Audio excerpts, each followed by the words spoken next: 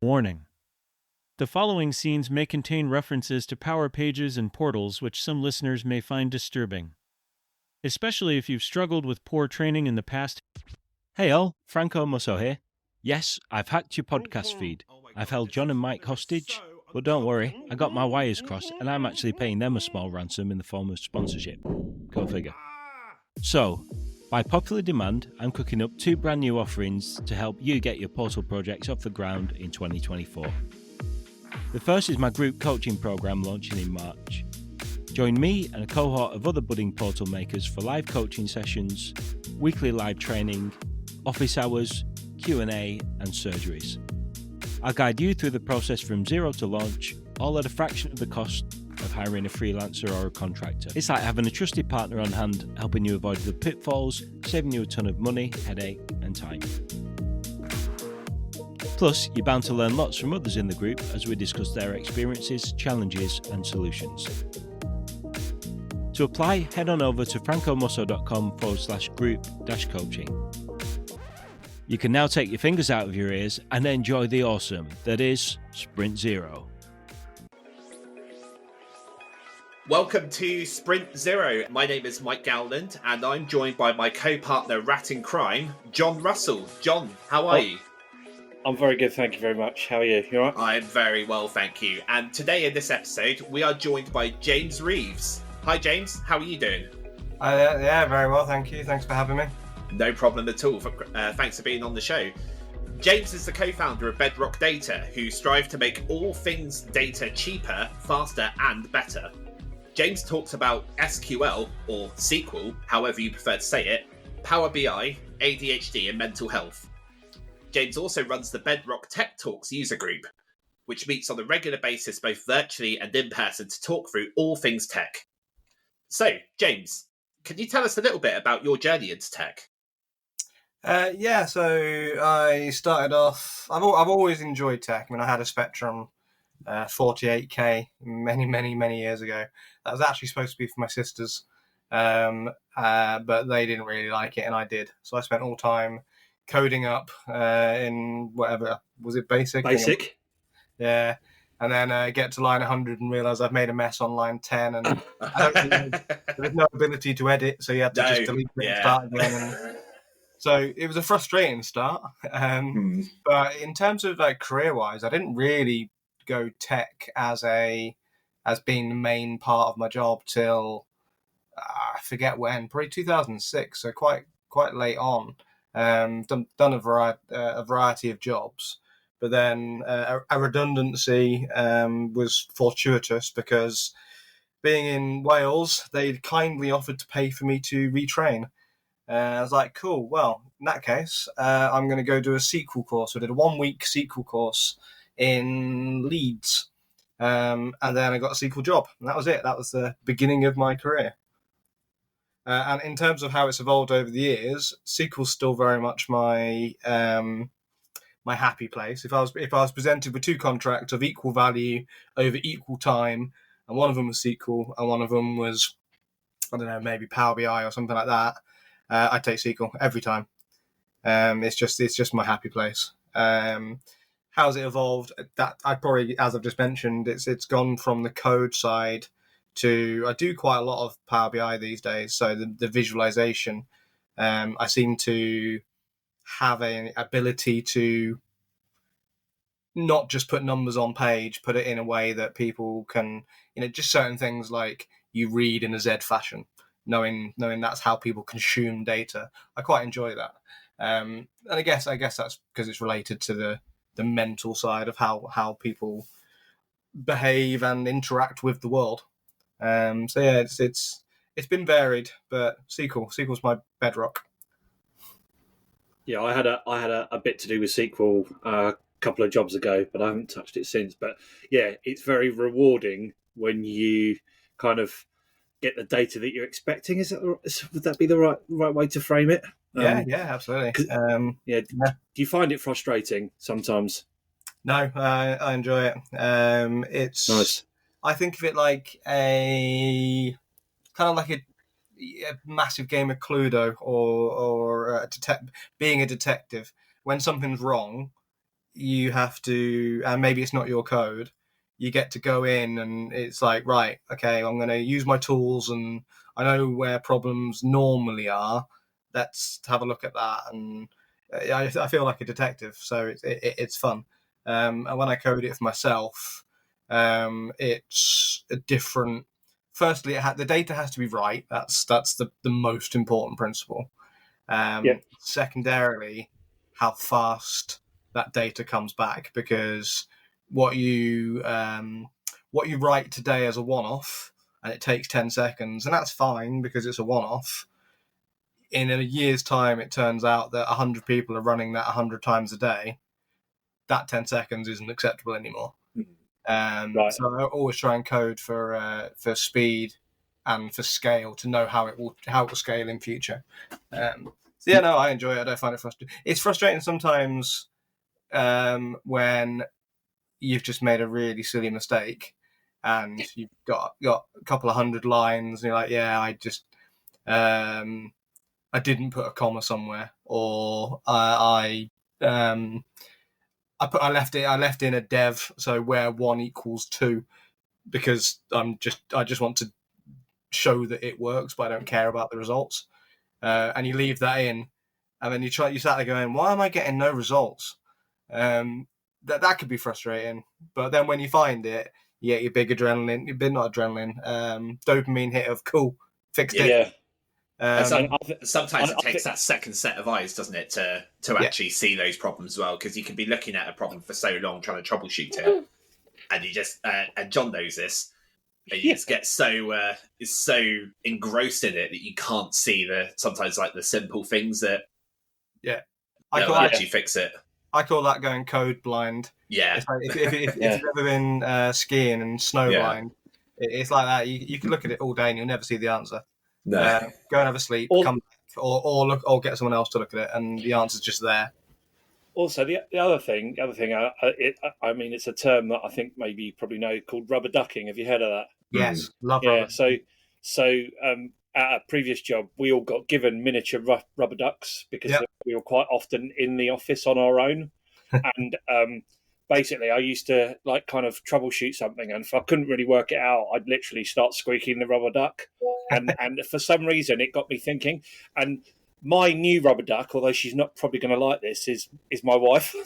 So if I'm presenting something, or I'm stuck on something that I can't really get to, and it could be technical or non-technical, then usually in the car when I'm taking her to work or bringing her back from work, I'll start talking about that problem with her, and then I completely explain it in a different way. And now it's got to the point where I'm thinking about asking the question when she's in the car, and I answer the question in my own head, and then I'll be like, oh, and she's like, what's wrong with you? I'm like, well, I've just answered a question that I was going to ask you in the way that I normally do, but I've actually answered it. So, yeah. You don't have to refer to me as your wife, John. You can. No. Work wife. Oh, yeah, probably is. We've definitely got a bromance, haven't we, Mike? Yeah. His wife's wondering what's going on between me and him. Called me the work husband the other day. So yeah, James, I know we connected on LinkedIn, and we're going to come to one of the main reasons why we connected on LinkedIn in a minute. But I read that bit about SQL Bits and you being a bit buddy. So SQL Bits, is that a like a kind of user group? Is that right? Yeah. So and I'll correct you because I'm a pedant. SQL Bits. Sorry. No, it's fine. It's really funny. There's people get really hung up on it. I actually don't care, but people do get really hung up on it. Okay. For the purpose of the event, I think it'll be SQL Bits. That's been going since 2007, so it's been going a while. It's a massive event, once a year. I think at one point they did twice a year, but it was too much. It got too big. They couldn't do it. The next one is in March, so it's Tuesday the 19th to Saturday the 23rd of March, and it's amazing. So it's sponsored by loads of people, but the main sponsor is usually Microsoft. But it's all things tech. So if you're into Power Platform, if you're into Power BI, if you're into SQL, but it's more than that. So it covers mental health side of things. There's some great mental health talks. Guy called Kurt Bueller, who's Data Goblins, fantastic website. He did a really good talk last year about don't be your own worst enemy. Be friendly to yourself, kind of thing. And there's more than one of them. So there's the ADHD side of thing is well. So I went to a session a couple of years ago called neurodiversity, something bubbly. I can't remember what the exact thing was. And there's this lady who has ADHD, and how she deals with it, and how she's very successful in her business by recognizing this is an ADHD thing, trying to beat it with I don't know, normal procedures and routines.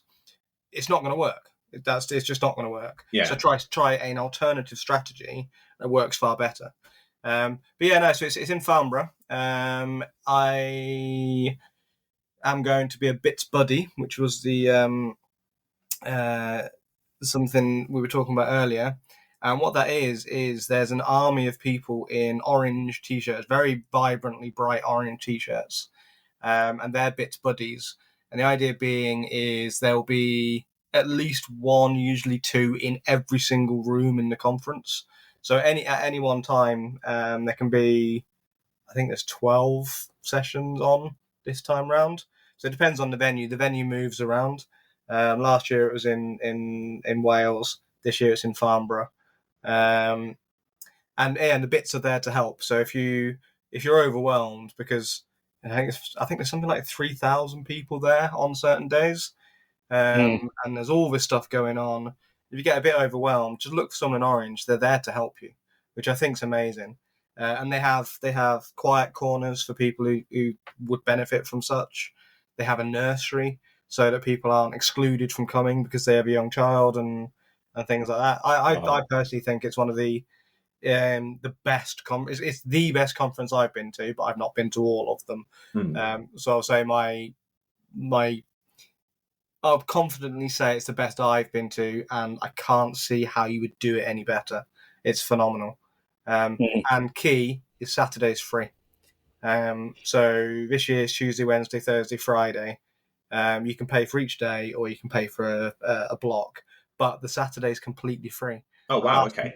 Yeah, it's really cool. And last time I checked, which is on SQLbits.com, last time I checked, there were 48 different sessions on Saturday, across a load of different topics. And it's totally free. And I'll give you lunch. So if you just want a free lunch, there you go. Go sign up. Nice.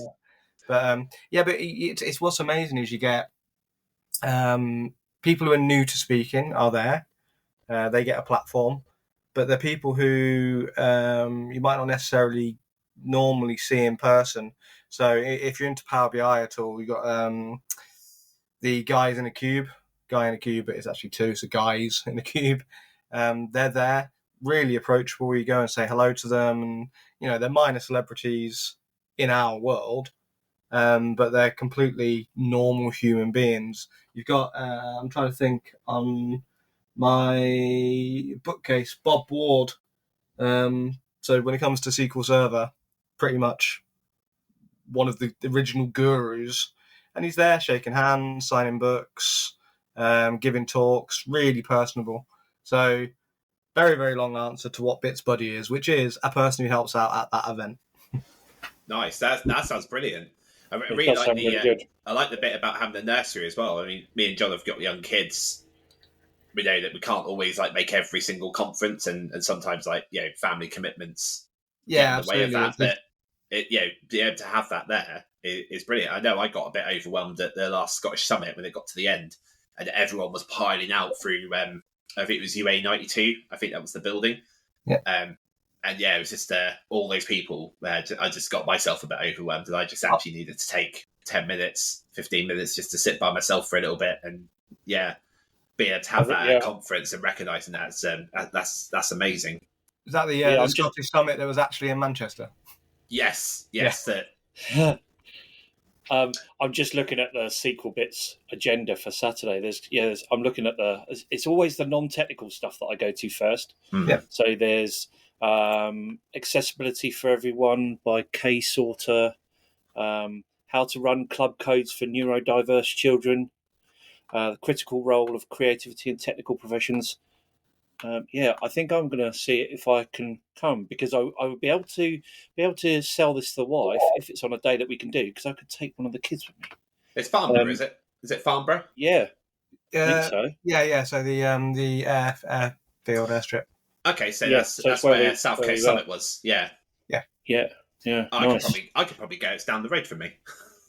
Yeah, Definitely go. We need to take this away and have a look, Mike. Definitely, it sounds great. Sprint Zero on the road, definitely. Sprint Zero on the road, yeah. Just to keep it tech for you, there is a PowerShell module you can download, which you can then query the agenda, and you can search it and say, show me things with the word ADHD, show me it with the word SQL, show me where the speaker is such and such, show me the whole day, give me a spreadsheet. It's a really, really good PowerShell module. And you had me at PowerShell module. Yeah, the website is easy enough, but you have to scroll around and search, and it's not. To me, I love and I do it when I'm on site as well. I have my laptop with me, and then I'm like, what event do I want to look at next? And I've got it set up, so I just do run a PowerShell query, and it tells me all the events that are coming up. Nice. And also because as a bits buddy, I'm in certain events, so I like to have a nice list so I know where I'm going. Because if I'm going from room 1 to room 12 and they're half a mile apart, I like to know that in advance so I can get going. Yeah. Running off a list. Yeah. Running off a list. Yeah, the other bits we do some miles in walking. Yeah, I bet. So, James, how do you feel about the topic of data integrity and security has changed over the years? I think there's a much bigger focus on integrity in terms of before the data was so big we didn't know what to do with it. So the focus was on how do we get from raw to an output. That was the focus. Now we've got a lot better at that. So I think the focus changed to, well, how do we make sure that output is right? We're not putting 2 and 2 together and getting 5. Or certain things like, I count this as data integrity and not everyone does, so bear with me. If the definition of, let's just say the definition of done on a particular sequence of events, John might have a different definition of done to Mike. So John looks in the system and goes, there's 10 things that have been done this month. And Mike goes, no, there's only 8 because 2 of them haven't had that last bit done. And to me, that's still integrity, because if you're in a meeting and someone says how many things have been done in the month, you give a different answer. So I don't think that's got integrity. That both answers are right. You've just defined them differently. Yeah. And also I think about security. That's changed a lot. And what I tend to say with my clients is a lot of security that exists in native systems, especially ones where they've custom made them themselves, a lot of it is security by obscurity. i.e. it's really hard to get at, which is what makes it secure. But then, because I have to essentially tell them a problem that is going to come up, I'm going to build you a data platform or a Power BI report that's going to make access to that data 1,000,000 times easier. So now things that were hidden, they're not hidden. So you need to now consider putting security in place so that people can't see certain things. So that's from my personal. I don't know about the industry. I think security's always been an industry issue, but I guess it's changed. Everything was on-prem, so unless you exposed it to the internet, you were kind of secure. Apart from you were secure from external baddies. You just had internal baddies. But then the move to cloud, I guess you've opened yourself up to a whole new world. So that's changed. And I think that was the fear of moving things to cloud in the first place, was security, right? That was always like the number one priority, I guess, the number one blocker for making that move, even if you're moving to hybrid. Yeah, exactly. Yeah, you're putting it out there. You're putting it. It's like having something in your house, something private and valuable in your house in a drawer, and then stick it in a cardboard box on the street. Yeah. It's not. It's not. You have to be careful to make that secure. You've got to put a metal box around it. And it's interesting you say about how everything about security and integrity, right? Because what I like about Power Platform is if you build the data model right, as in you make you add integrity to it, and you build the security around it, the app almost writes itself in a lot of ways. Yeah, no, it's exactly so. Data model is more important to security than a lot of people think. I was actually fixing something just this morning where there was a security where client A was not allowed to see client B's data. Fair enough request, but it's all in one database. So Power BI on top of that, and the way the model had been built, the security was set at a certain place, and it was set on another place. So you would think that's doubly secure because we now have two areas where it's secure, but they didn't match. Mm. So as they crossed over, you got to see more than you were supposed to see. Yeah. And that's purely it's not because you didn't have security, it's actually because you got the security model wrong. So just turning on security isn't always the right answer. Turning it on in the right place, in the right way is the answer, I would say. Mm. Yeah.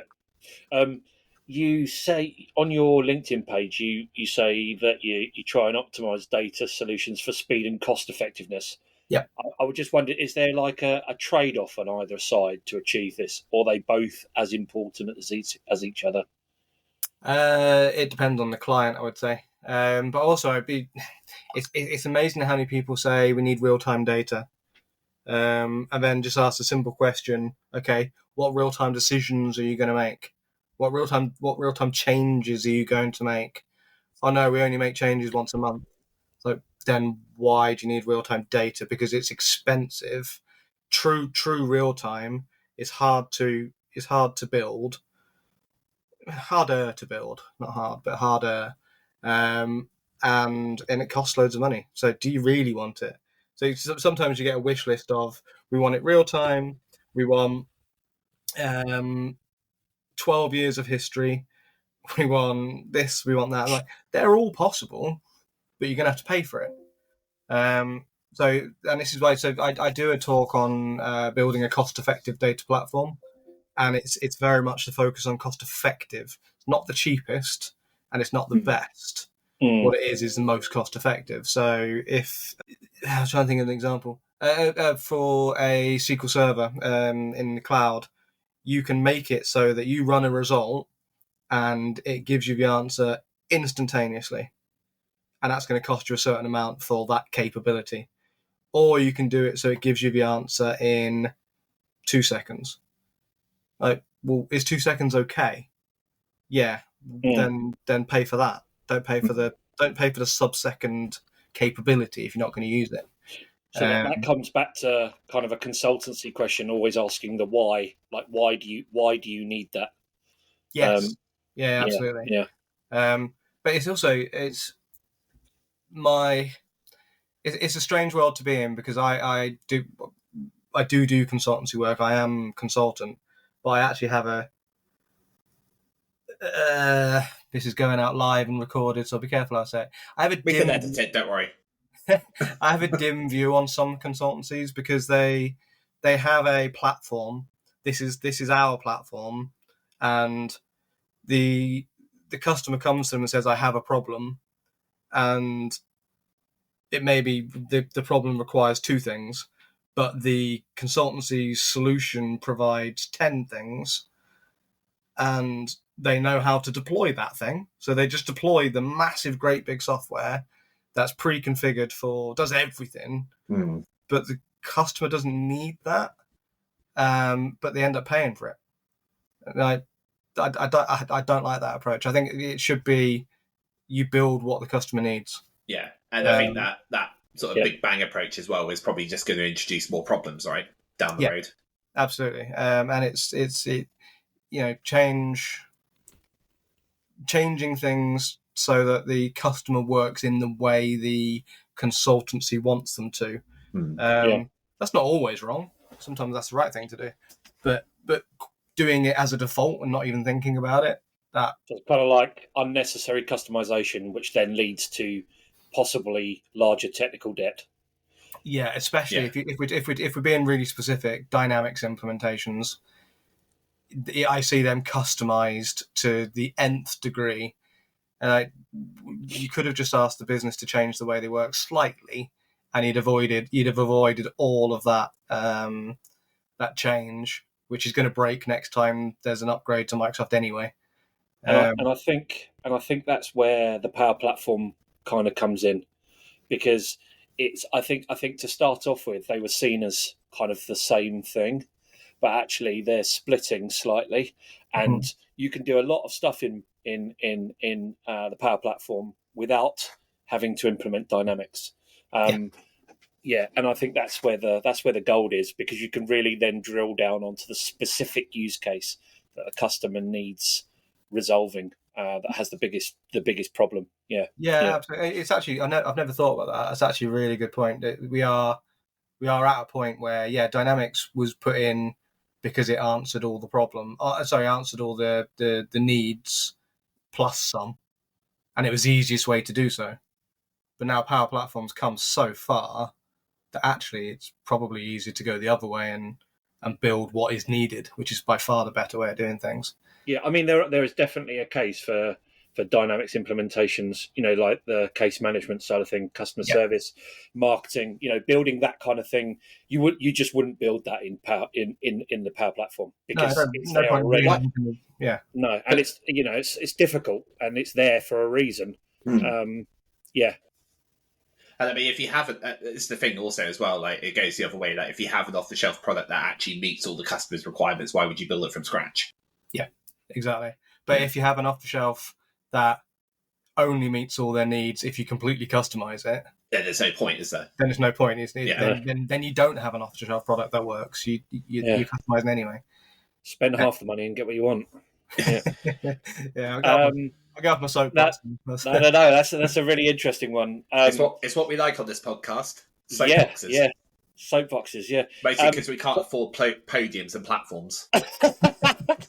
I mean, the main reason, and I kind of touched on it a little bit earlier on, one of the main things I wanted you on the podcast for, and what you kind of reached out to me about, is that we both have ADHD, as does Mike, and I'm starting to understand it a little bit more, and I'm just wondering, how does ADHD manifest itself with you? And is it a help or a hindrance to your work? Maybe if you want to go into your personal life, that's entirely up to you. But in the work environment, is it a positive thing, or is it a negative thing, or is it a bit of both? It's definitely a bit of both. So I was only formally recognised ADHD within the last few weeks. I think it was about 4 weeks ago. Where I got a formal diagnosis. But you speak to friends and family and they're like, yeah, we all knew that. Well, I knew, but now it's nice to have a And why didn't you tell me? Well, they did. I mean, it's no surprise. I mean, I sought a diagnosis just to close the loop, really. Like we all know. But what I found really useful and this has started probably 6 months ago, 9 months ago-ish, because it's become a bit of a thing. Like everyone's got ADHD, and that people can be dismissive of, like, oh, how come everyone's all of a sudden got ADHD? It's the new bad back, or it's the new whatever. Like, you could flip that on its head and go, no, it's just that people 30 years ago were failed to be diagnosed, and they've suffered for 30 years. That's what I would say. It's you can't just jump. It takes a lot of work to get diagnosed. You have to wait for a long time at the moment in the country, in the UK at least. So there has to be a reason. You can't just jump on the bandwagon, and they don't just go, yeah, you've got it if you haven't. So so I don't like that line of everyone's jumping on it. It's just that people weren't diagnosed. In terms of helpful and not helpful, hyperfocus can be amazing. So I have a project, and I will, if I go to a new client, for example, so I've got a client at the moment who is in logistics. I've had a previous client who was NHS, and a previous client who was manufacturing, and I end up learning like their entire way of working. Is it relevant to my job in the data side of things? Arguably, yes, to an extent. But what ADHD gives me is the ability, the hyperfocus to I know their business processes as well as the people who built it, designed it, do it every day, because my brain just goes, I'm interested in that. I want to learn everything about it. So that's really helpful. The bit that's not very helpful is the prioritization of tasks. So I've got 5 tasks to do. One, that if I don't do it on time, I'm going to have a massive problem with the client. One is it's an interesting challenge. One is something else. My brain treats them all equally. It doesn't go, oh, you really need to do that one. That one's going to get you in trouble. I'm like, yeah, but that one's more interesting. I'm going to do that one. That just reminds me of a conversation me and John had last night. Yeah. I said to you, John, I've got these 5 things to do. Can you make sure I do them in this order? Yeah. And then I make a list and send them back to him. Hilarious. And then I just ignored the list. Yeah. I mean, it's interesting what you're saying about the hyperfocus. I would say, and I'm okay about saying this. There's a few people who know this already, but like last year, I was basically drinking too much. Yep. I was drinking quite a lot, and it wasn't just like 1 or 2 beers here and there. It was like 4 or 5, 3 or 4 times a week, and it was a bit much. Yeah. I didn't really see it as a problem so much, but I could tell my wife did. And then it got to New Year, and I thought, right, okay, I need to sort this out. I need to knock it on the head. And the fact that I was telling people about it actually made me more accountable. I think Mike was probably the first person I told. I'm smiling on the podcast. I'm smiling lots because I do exactly that same thing. If I know I want to do something, I will tell as many people as possible, because it's their expectation of me that will make me do it. Yeah, I won't make right. It. No, and so I've not touched anything since New Year's Eve, and what I'm starting to see though is that my hyperfocus ADHD bit seems to be going completely like not off the rails, but it's at a whole different level. Yeah, and that then brings other challenges. So, for example, like the last couple of weeks, there's been a bit of and it's probably self-pressure on me for a client to get something delivered before a certain date. And I did probably, too many hours in that 2-week period. Yep. And then I speak to Mike, and I'm like, at the beginning of the second week, I'm like, wow, I haven't retained enough of the stuff that I've done, and now I'm struggling. And so I'm trying to find that balance. And I think the alcohol was basically self-medication, to be honest. It definitely was. It must have been, because now I can see how the ADHD is really affecting me. Yeah. So that then leads on to one question for you, and I'm wondering whether to go down this route is medication. Yeah. So me and Mike are at kind of different stages on that front. I initially didn't want to get any medication because I don't really want to go on something that is basically amphetamine based. Yeah. I know there are other options, but now that the alcohol's out of the way, hopefully for a long time, I think I need to revisit that, because otherwise I'm not really keeping myself in check properly. Yeah, it's an interesting one. I mean, and just to wind back a little bit, what I've read and been in, and watched videos on and things like that. Drugs, alcohol being one of them, depression, anxiety, they're all massive in the ADHD community, and it's because you have to suppress, you have to live in a world that isn't built for you. So it's been really interesting to find that. I definitely also had an alcohol problem, a codeine problem I had actually a few years ago. That was about 10 years ago, I think it was, where I had I was working away. I lived up north, but worked down in Milton Keynes actually. So I was away from my family, and then it was just I had bad back pain. I had arthritis. Well, it was arthritis, but it's cured, which means it's not or wasn't, because arthritis doesn't get cured. Right. Yeah, and it was just the only way to go to sleep and not think at night, and that was definitely an uncomfortable time. And I think a lot of people have those stories who later on have figured out they got ADHD. You look back and go, okay, that's probably what that was about. Yes. In terms of medication, so I've had a letter from the doctors.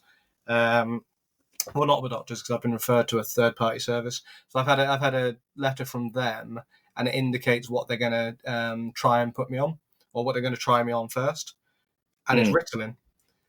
That's the one when I was a kid that naughty kids got given Ritalin and they turned into zombies, or that was what was thought. Like, do I really want to be on that? And so my initial response was, is that what I want? Do I want that?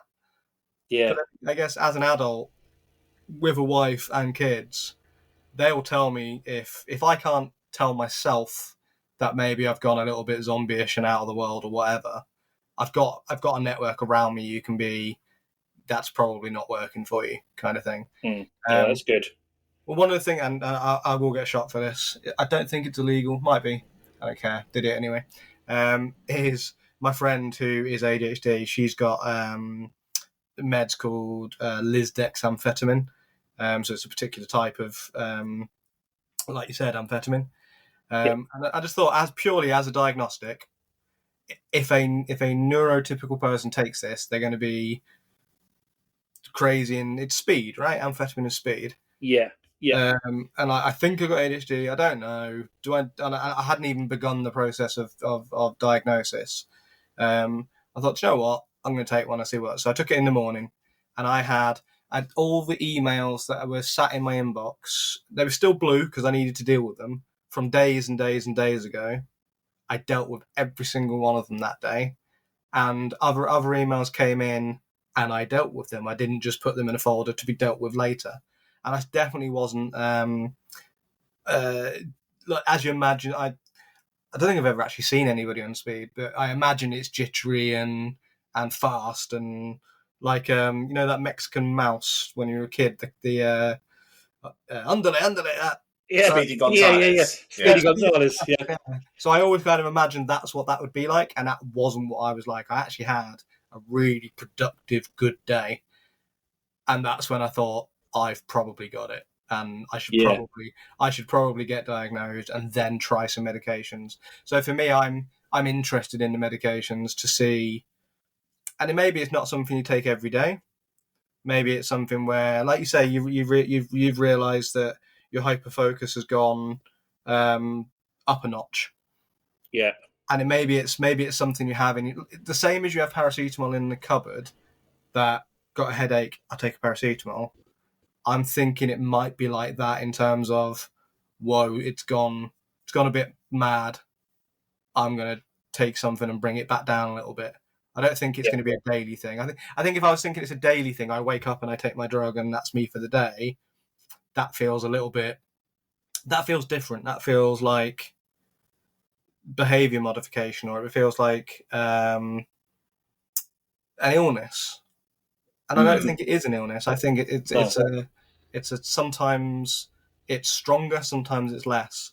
And I'd like the ability to go, it's a bit strong.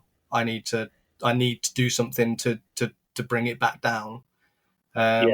And I don't know if anyone's ever explained it to you. The way my friend explained to me was really interesting. Why speed works for an ADHD brain, and I don't know how scientifically accurate this is or anything like that, but it works to me as a description, which is a neurotypical. The two parts of your brain are doing this. They're both the same speed, and they can make decisions and whatever. Whereas an ADHD person, one side's doing this and the other side's doing this. So they're out of balance. And what she said was, it's like the speed element brings the slower side up to the faster side, so that they can engage and mutually come down together. Which is why you're not speaking. It's why you're not on speed. It's why you're not really hyper. Your slow side comes up to your fast side, and they both come down together, which is why you get the relief. Which I think is a really interesting way to visualize it. I say I'm not sure how accurate it is, but it seems to make sense to me. It's definitely interesting going through this kind of journey on it. I got diagnosed, I think that September last year. Yeah. And we're really lucky that we've got private health insurance with our work that has that neurodivergent pathway on it. So my initial conversation to diagnosis was 4 weeks. Oh wow. Just out of yours was on NHS, was it? What was the kind of time frame on that? Yeah, NHS referred me to another service, and it was, I think it was 8 months, and then diagnosis was last month, and medication starts in 7 months. Titration is in another 6 months, 7 months. Wow. So yeah, it's is that because there's a shortage of medication? Is that the problem, or is there it is a shortage of medication?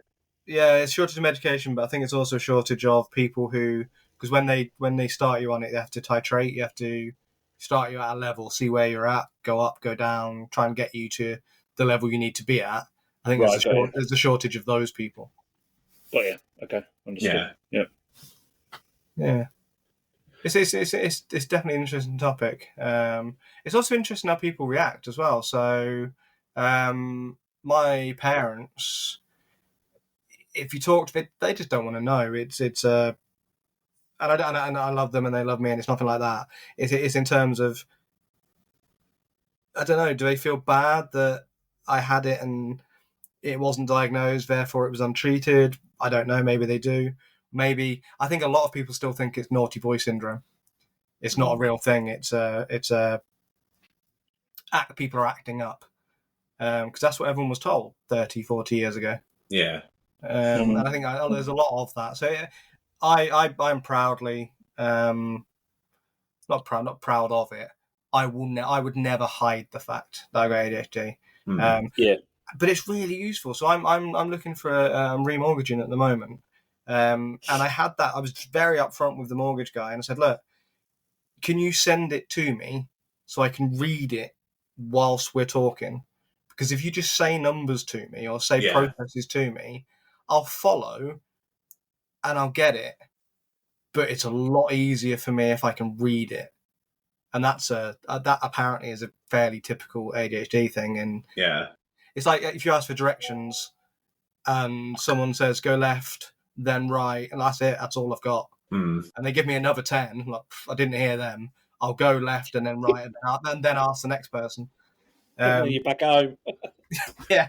Well, if Milton Keynes, just turn left 3 times. Yeah. Yeah. So, are you on the subject of ADHD? Are you primarily hyperactive? Primarily inattentive? Inattentive. I couldn't remember the name of it, and it's the one I am. Or are you mixed? Ironic that you couldn't remember. So I think that's interesting when you say that people think of it as the naughty boy syndrome. Yeah. And they think of the hyperactivity side, but actually there's the whole inattentive side as well, and it's actually the kids who are quiet at school. Yeah, well, and females. Girls tend to be more inattentive than hyperactive. Yeah. I can't remember. They give you a scale out of 9.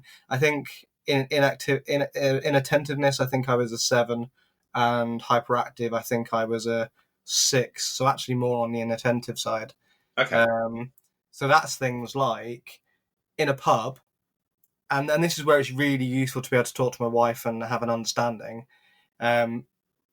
I'm talking directly on a table, just the two of us, we're talking, and then I'll later on go, yeah, and that the person who was sitting 10 meters away, he's having real problems with this, and the person who was sat over there, they're having problems with that. And were you listening to me or them? Like, well, I was listening to all of you, and that's the problem. I was just taking everything. So when it's inattentiveness, I always find that a weird one. Is it's being unable to be attentive on one thing. Yeah. So inattentiveness actually feels like the wrong word, because it's not that I lack attention; it's that I have attention on everything. I lack the ability to focus on one thing. So yeah, and I find with that you're focusing on everything at the same time, but ultimately you can't take everything in because you can't multitask. Yeah, and then the person that you should be having a direct one-to-one conversation with feels bad because you're not listening to them. And that's why it's been really useful for me and my wife to learn these things and be like, it's not personal. It's just the way my brain works. So. And I think that's why people will seek a diagnosis, is for the understanding, isn't it? It's the understanding of how you work, and it's how you learn how to essentially hack your brain to work the best way you can. Yeah, absolutely, and recognizing why, because you get self recrimination. Why did I do that? Well, it's not an excuse. You still try, but it's also, you can be a bit easier on yourself. Yeah, right. It's not. I wasn't being disinterested. It's just I struggle, and that's the way it is. And I think for me, it was a really good. It was a real wake up call, actually. I guess in a way, because I had assumed that I was just slow. I assumed that I wasn't a fast learner. I assumed I couldn't do X, Y, Z because I just wasn't built that way, and that was that. Yeah. But then to actually, because I never considered that I would have had that, and it was actually the doctors that suggested that I seek a diagnosis, go down the referral route. It was so good to have this literature in front of me that actually explained how I was feeling. Yeah, because I couldn't actually formulate myself how I was feeling. I had one day where it all came to a head, internally, and I was able to write it down on paper and send an e-consult off to the doctors. That kind of encompassed how I was feeling, and it was really good that they could see that and say, you know what, you should have a look at whether you have ADHD. Yeah, the self recognition, self understanding, especially that feeling of, why can't I be like everyone? Why am I like this? Yes. Why can't I be like everyone else?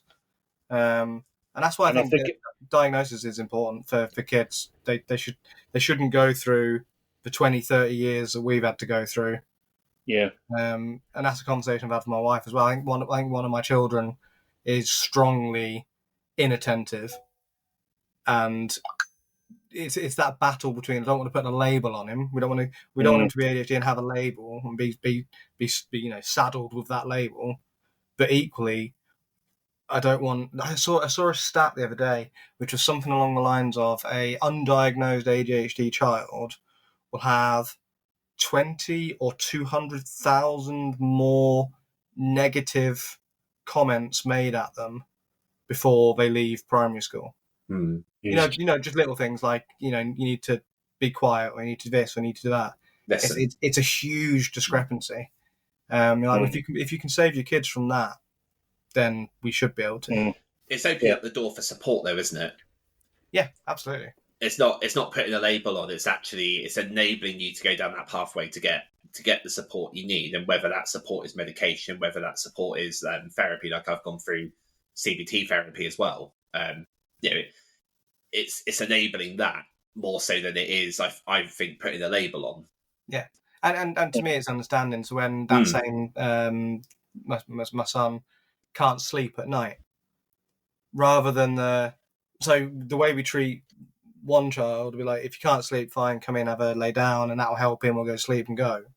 You can't do the same thing with the other one, because his brain's just not going to switch off. No. And then we just learn strategies for how to do that. So we sing a song, a repetitive song. Where so my first son, we will sing a long song, maybe 4 or 5 minutes, lyrics, etc., and he goes to sleep. My other son, you sing the same 10 words again and again and again and again, and for him it works because his brain is able to anticipate the next 6 or 7 words, and then by anticipating it, his brain stops thinking about all the other things he's trying to think about, and then he goes to sleep. Yeah, so it's like reprogramming. Yeah, but knowing that you have to treat them differently, because otherwise it's really frustrating because you try and treat them the same way, and it's just not working. Right. Yeah. So I'm more on the hyperactive side. I've got both, but I think my hyperactive was like 8 out of 9, and my inattentive was like 4 or 5 out of 9. So yeah, I hear what you're saying about going to sleep. That's been a bit of an issue. Like I'll go to bed, but I don't normally go to sleep much before 12, and I will have been in bed or watching a bit of TV or whatever. And I actually now stop myself from like going to read a book or something if I'm still awake, because I'm just going to get so engrossed in it, and then I'll be up for another 2 hours. So yeah, it's very interesting, and it's very. I mean, that's what its name is, right? Attention deficit hyperactive disorder. So it is covering both. And whether or not people actually realise that, I don't think I did when I first got my diagnosis, that you could be a mixture, or you could be more one than the other. So that was quite eye-opening. And as Mike says, getting that diagnosis is leading to a path of, enabling me to be able to talk about it, to be able to connect with people in different ways. Like me and Mike are, I would say we're really, really good friends. We're really close. I've only known Mike for 18 months, maybe less than that, probably less than that. And I think it's because one of the reasons I think is because of this, because we complement each other. Like he's more on the inattentive side, I'm more on the hyperactive side. We come together, and that's we make one consultant when we come together. Yeah. 1.5, mate. Don't be shy. 1.5. No, I was going to go 3. You may feel like less than one by yourselves, but together you become more than 2. You become let's go with 3. Mm-hmm. Nice. Yeah, it's a good way of putting it. Well, I was going to say then. So I've seen a picture. I don't know if you've ever seen it. ADHD. There's something like 9 types. Okay. There's a picture of it's actually a massive Venn diagram, and there's one called Ring of Fire, and it's to do with which parts of your brain light up in a functioning MRI machine. And one type of ADHD is called the Ring of Fire. You don't want that one. That one's you're full on hyper and you're full on inattentive, and it's really hard. But there's different bits. So depending on your traits, you sit in a different type of ADHD, and yet we only have one name for it, which is ADHD. Although is it ADD now? I think it's been relabeled. ADD, yeah. I'll just look it on our website. We'll put that in the show notes. Actually, it's actually interesting where you got the correlation there. So you've got ADD, as we're calling it, and that is that encompasses 2 different types of ADHD. Whereas if you look at autism, that autism's now a spectrum. Yeah, it's exactly. And apparently they're quite concurrent. They are, yes. A high level of 2. It's interesting that I wonder whether ADD will become a spectrum, or be classified as a spectrum, rather than being. At the moment, it's almost like a sliding scale, isn't it, as to where you are, whether you're. You have it, but if you have it, you're hyperactive, or you're a bit of both, or you're primarily inattentive. Yeah, it's like 3 or 4. Yeah, I think it's a massive scale. I was going to say something then as well. Oh, in terms of knowing, and that's a funny thing. That's something apparently you hear an ADHD person say a lot. I was going to say something because if it's in their brain, then it's gone, and then it comes back. Yeah. So I was going to say it, and I'm going to say it now, if I can, if it's come back. Knowing you've got ADHD and ADHD being a much more understood phenomenon is really useful for friendships, I think, because I think a common trait is object permanence. So if I don't see my friend. I've got a very, very good friend who I don't speak to for 18 months at a time. Yeah. My wife's like, well, that's not a good friend. How do you need to, because she speaks to her friends all the time. And they know every single thing about each other's lives, etc. James, are we the same person? Yeah, you don't see people for so long, but then the minute you see them, it's as if you've spoken to them yesterday. Yes. You just instantly reconnect and everything's there. But if you don't know that, if you're the friend who doesn't know that your friend does that, you feel like you've been ignored. But So if we know that, I didn't realise. First of all, that's one thing I do quite a lot is interrupt people, which I know is an ADHD. So sorry about that. Yeah, that's fine. One of the things you've just said then, and I didn't actually realise that was a thing. So earlier last year, I was going to go to a stag do, and for one reason or another, I didn't really have the money to do it, and I said to my friend, look, I'm probably not going to come. And he sent me this message on WhatsApp, and then he deleted it straight away. And I hadn't really noticed it, but he's the kind of person where if he feels like he said something wrong, then he calls me and kind of has it out with me, but explains his point of view. And he did that, and that was all around the fact that I don't, in their minds, I'm not keeping in touch with them. And I hadn't really realised that was actually to do with that. So that that's good to know. And I'll definitely send this to them. But you're right. Like I could have a conversation with someone who I hadn't seen for like 5 years, and I don't know what it is. Is it a hyperfocus thing? I think so. And well, it's on the same level. If I go into a pub of people I don't know, or a club, or any social circle, I go to a friend's party and I only know my friend and there's 20 other people I don't know.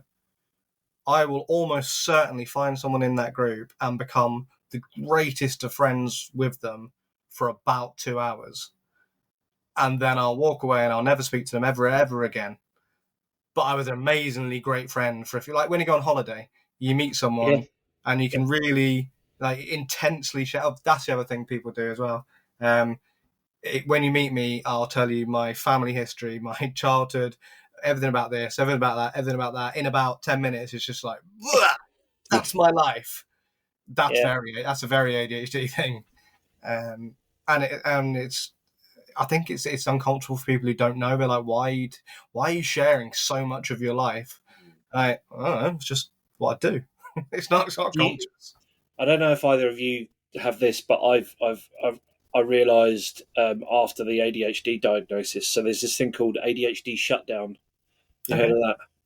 I've heard burnout. Is it similar to burnout? So it's basically where you're overwhelmed in some particular environment. And I'm quite a talkative person. And if I'm in a situation where I'm overwhelmed, I kind of like go into myself like this, and I'm really, really quiet. Yeah. And everyone then wonders, oh, what's wrong with you? Why are you really, really quiet? And I wasn't able to explain it until I'd read about this. I thought it was more to do with anxiety, but it's definitely this ADHD shutdown thing. Is that what happened at Bletchley? Go on. Sorry? Was that what happened at Bletchley? Yeah. You went very quiet at Bletchley and you hid in the shadows whilst we co-presented. Yeah.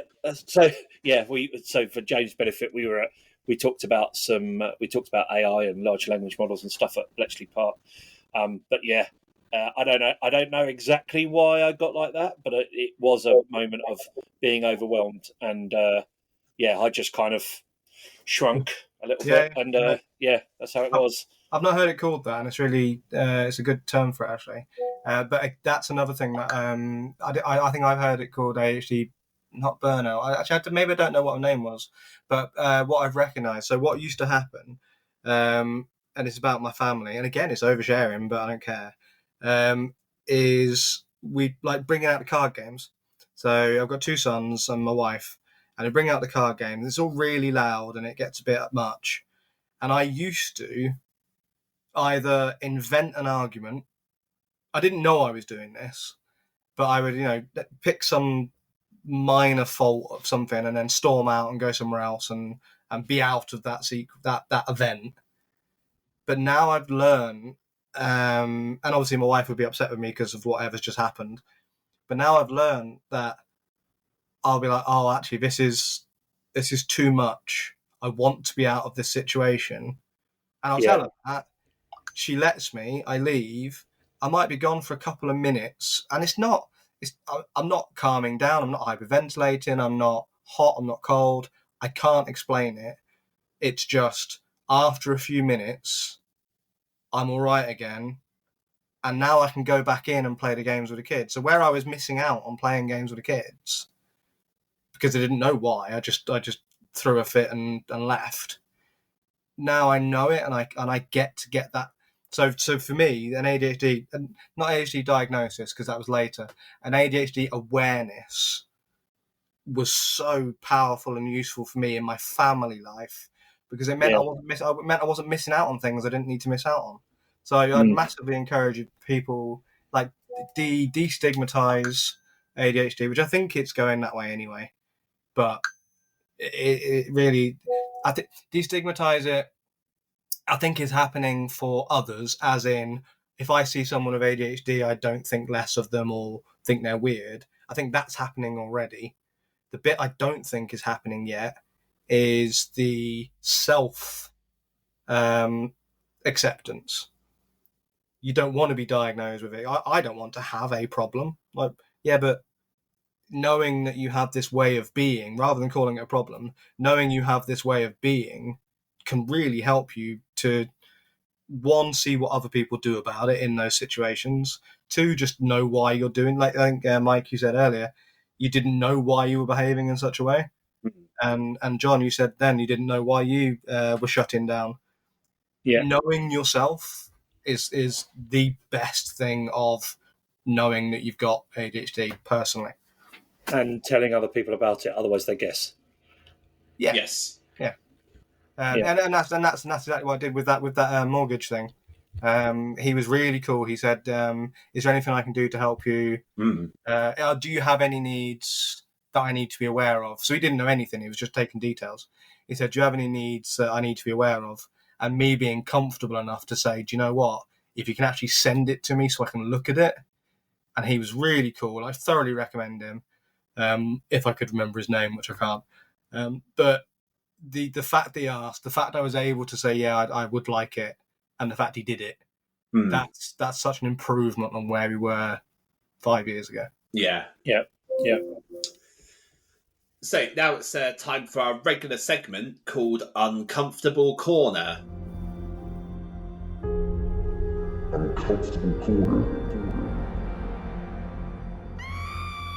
Cool. So that last half hour then, yeah? Yeah, well. So, James, when was the last time you felt uncomfortable, either in or out of work? How did you feel? How did you manage to get through it, and what did you learn?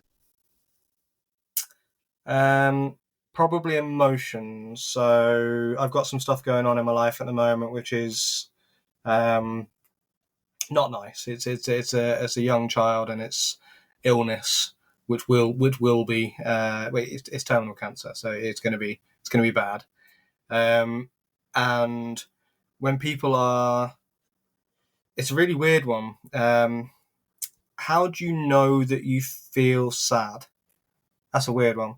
For me, I'm like, do you know how I know I feel sad? Is that I will think about whatever the thing is, and if my eyes start burning and I start crying, then that's my recognition that I'm feeling sad. Yeah. What's really weird is other people seem to be like, they recognize a feeling just innately. And what I really struggle with, I don't know if it's jealousy or just a lack of understanding, or I'm like, why don't I know that I'm sad? Or I usually know when I'm happy, but I don't. Maybe I'm just smiley and laughing and having a good time. So I don't know what that feeling is. In retrospect, I can look back and go, well, I was happy because these were all the outward appearances that made I was obviously was happy. But the fact that, so what was uncomfortable is when I have a lot of people around me at the moment who are upset, and I am also upset,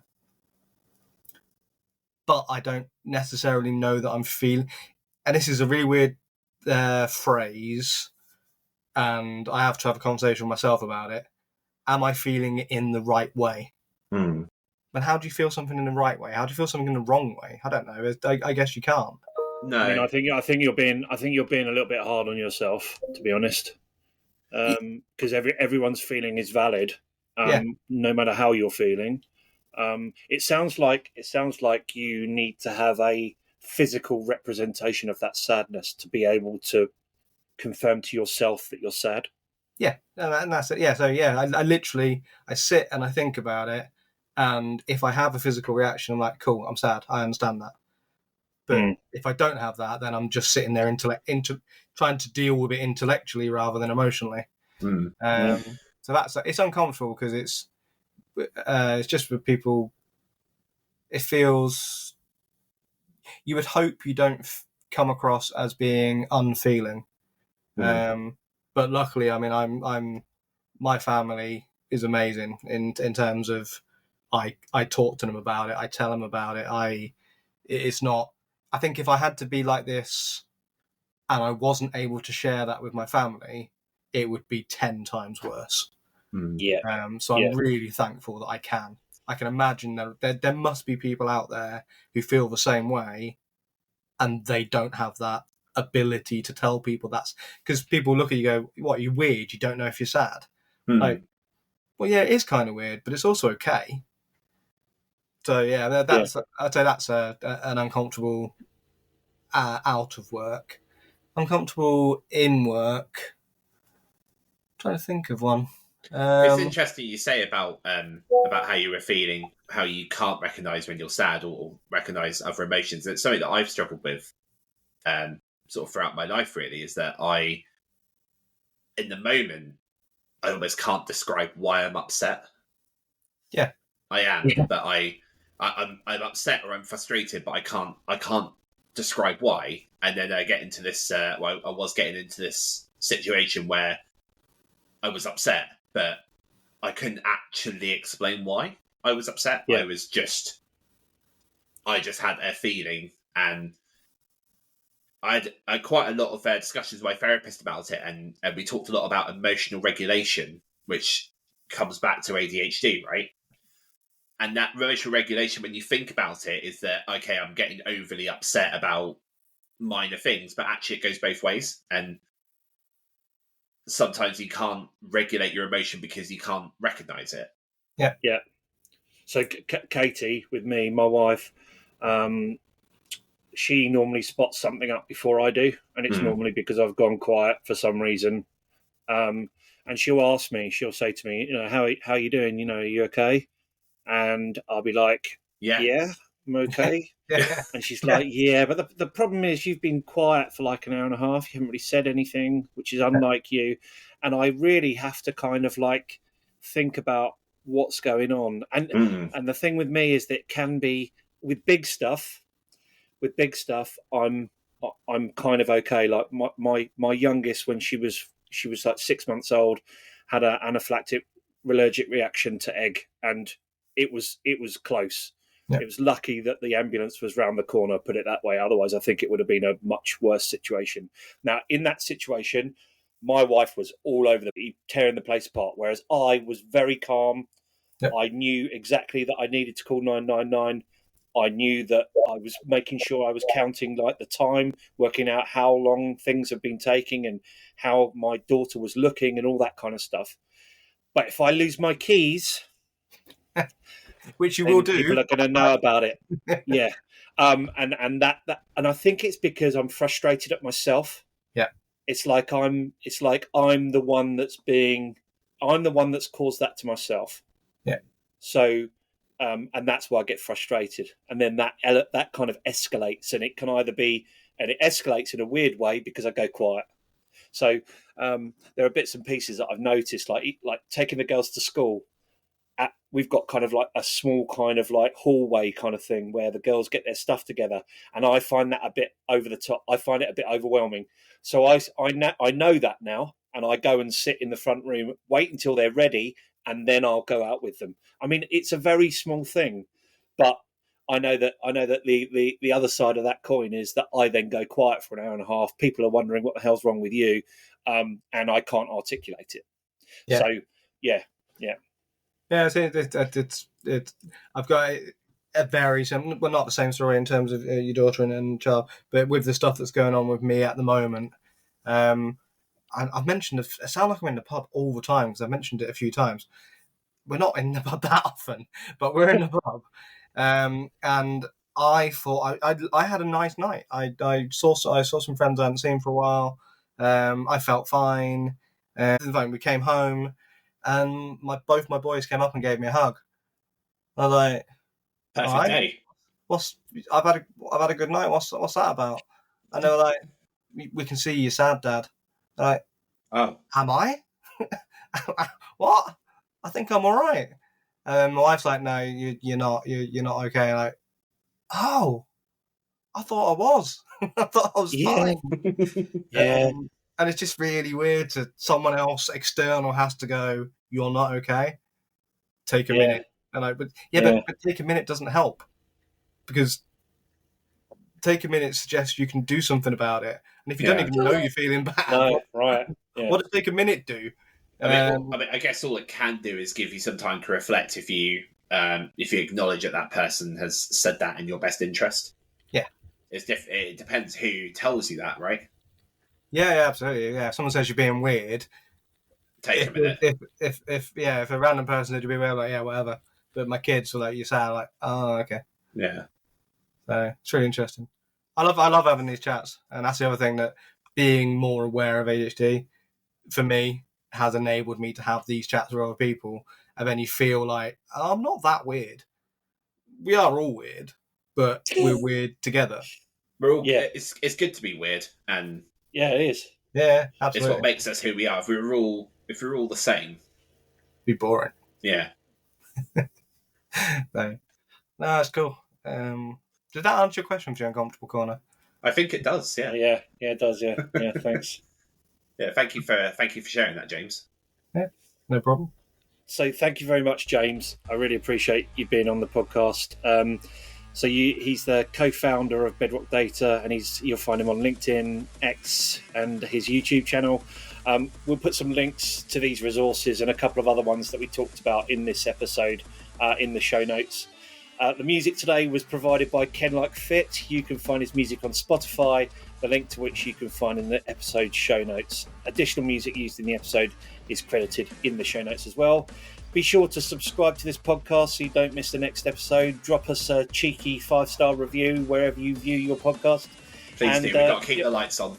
And this has been Sprint Zero. We've been Mike Gowland. Say goodbye, Mike. Goodbye, Mike. And James Reeves. Say goodbye, James. Goodbye, James. And I've been John Russell. See you on the next episode. Thanks a lot. Thank you, guys. John. I love you, Mike. Bye. Bye. See you later, guys. Warning. The following scenes may contain references to power pages and portals which some listeners may find disturbing. Especially if you've struggled with poor training in the past. Hey all, Franco Musso here again. Quick update on that hostage situation. Hopefully the smell isn't coming across the airwaves. I haven't let the guys use the bathroom yet, so the joke's definitely on me. Anyway, big announcement. I'm finally releasing my online Power Pages course. This has been 5 years in the making. It's tried and tested on citizen devs and portal makers all around the world. It's the course I wish existed when I was getting started. It's practical, it's hands-on, and it's project-based, so you're not wondering how the heck this would apply to the real world. I've built in battle-tested lessons I've learned from tens of successful portal projects across various industries, budgets, and geographies, and I've formulated the most efficient route from zero to heroic launch. The tools and techniques I've chosen to show you are all based on what adds the most value to you, the learner, and to your customers, all in the most compressed timeline possible. Think 80-20. focusing on the techniques that punch above their weight and deliver the majority of results. You'll get video lessons, a repeatable framework, and some super helpful worksheets. Visit francomosso.com/power-pages-course and register your interest. Disclaimer, this course isn't for you if you prefer hours of slides, theory, and little to no action.